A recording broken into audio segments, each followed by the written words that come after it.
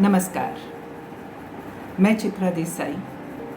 कुछ लोग परिचित होंगे, कुछ अपरिचित, लेकिन बात यहाँ मेरी या मेरी कविताओं की नहीं है।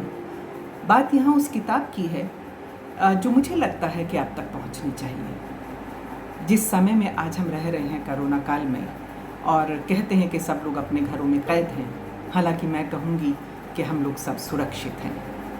तो अपने घरों में आप सुरक्षित रहिए, साफ सफाई रखिए, ताकि आप स्वयं को बचा पाएँ और अपने परिवार के हर सदस्य को बचा पाएँ, देश को बचा पाएँ, समाज को बचा पाएँ।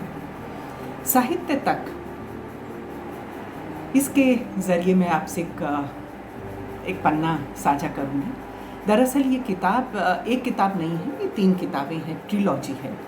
आशापूर्णा देवी जी की प्रथम प्रतिश्रुति, सुवर्णलता और बकुल कथा। और ये बकुल के ज़रिए ये कहानी, उसके माध्यम से ये पूरी तीनों जो किताबें हैं उसके माध्यम से कही गई हैं। तो मैं शुरू करती हूँ पहली किताब प्रथम प्रतिश्रुति का पहला पन्ना, ताकि आपको ये पता लगे कि ये 3 पीढ़ियों की कहानी है और क्या है इस कहानी में। प्रथम प्रतिश्रुति, आशापूर्णा देवी। सत्यवती की यह कहानी मेरी लिखी हुई नहीं है। यह कहानी बकुल की कॉपी से ली गई है। बकुल ने कहा था, इसे कहानी कहना चाहो तो कहानी है, वास्तव कहना चाहो तो वास्तव। बकुल को मैं बचपन से देखती आई हूँ, सदा कहा किया है, बकुल तुम पर कहानी लिखी जा सकती है। बकुल हंसती है, कौतुक और अविश्वास की हंसी। वह कभी नहीं सोचती कि उस पर कहानी लिखी जा सकती है। अपने बारे में उसे कोई मूल्यबोध नहीं, कोई चेतना भी नहीं। बकुल भी इस दुनिया के लोगों में से एक है। वह बात मानो वह मान ही नहीं पाती।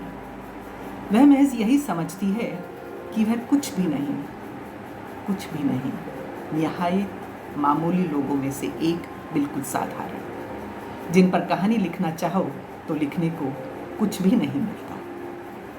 बकुल की ऐसी जो धारणा बनी, शायद हो इसके पीछे उसकी ज़िंदगी की बुनियाद की तुच्छता।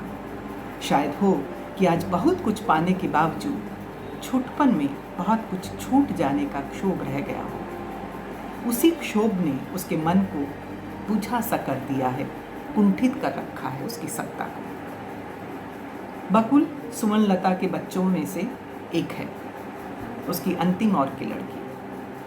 सुवर्णलता के घर में बकुल की भूमिका अपराधी सी है, जैसे विधाता का यह निर्देश हो कि उसे अजाने अपराध से हर समय संत्रस्त रहना पड़ेगा। इसीलिए बकुल का शिशु मन एक अजीब धूपचाही परिमंडल में तैयार हुआ था, जिसका कुछ हिस्सा तो भय, संदेह, आतंक और घृणा का था, और कुछ ज्योतिर्मय रहस्यपुरी की चमकती चेतना से थी।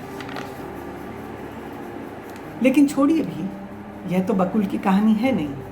बकुल ने कहा है कि मेरी कहानी यदि लिखनी है तो आज नहीं और कभी। जीवन की लंबी राह तय करने के बाद बकुल ने समझना सीखा है, दादी परदादी का ऋण चुकाए बिना अपनी बात नहीं कहनी चाहिए। सोने गांव की छाया ढकी तलैया ही भरी बरसात में झलक कर नदी से जा मिलती है और प्रवाह बनकर दौड़ पड़ती है। दौड़ती हुई वही धारा एक दिन जाकर समुद्र में पहुंचती है। उस छाया ढकी पहली धारा को तो मानना ही पड़ेगा ना। आज के बंगाल की अनगिनत बकुल पारुल के पीछे वर्षों के संघर्ष का इतिहास। बकुल पारुल की माँ, नानी, दादी, परदादियों के संघर्ष का इतिहास। गिनती में वे असंख्य नहीं थी, बहुतों में से एक एक ही थी। वह अकेली आगे बढ़ी, खाई खंदक पार करके चट्टानें तोड़ तोड़ कर कटीली झाड़ियों को उखाड़ते हुए आगे बढ़ी। रास्ता बनाते हुए शायद हो कि दिशा खो बैठी, अपनी हुई बनी हुई राह को छेक कर बैठ गई। उसके बाद दूसरी आई, उसने उसके काम को अपने हाथ में लिया और राह इसी तरह से बनी, जिससे होकर बकुल पारुल आगे बढ़ती रही है। और ये बकुल पारुल भी खट रही हैं बेशक, बिना खटे काम कैसे चलेगा। पांव प्यादे चलने का रास्ता बना जाने से ही तो नहीं हो गया। रथ चलने का रास्ता चाहिए ना, वह रास्ता कौन बनाएगा, वह रथ कौन चलाएगा, कौन जाने। तो ये था एक अंश, सिर्फ पहला पन्ना और दूसरा पन्ना प्रथम प्रतिश्रुति से। मुझे उम्मीद है ये पढ़कर, ये सुनकर आपको ये किताब पढ़ने की जिज्ञासा जगी होगी। आप ज़रूर आशापूर्णा देवी की प्रथम प्रतिश्रुति, सुवर्णलता बकुल कथा पढ़ें, क्योंकि अभी आपके पास समय है। किताबें सबसे बेहतरीन दोस्त होती हैं। आप इन दोस्तों के साथ रहिए, किताबों के साथ रहिए, अपने परिवार के सदस्य के साथ रहिए, और जल्द ही साहित्य तक के इस मंच पर फिर कोई मेरा लेखक साथी आपके साथ मुखातिब होगा और फिर किसी नई किताब के बारे में बात करेगा। तब तक के लिए आपका आभार। साहित्य तक, आप साहित्य को लोगों तक पहुंचा रहे हैं, उसके लिए बहुत बहुत आभार। मेरा सौभाग्य कि इस मंच पर आई। साहित्य तक का आभार। धन्यवाद।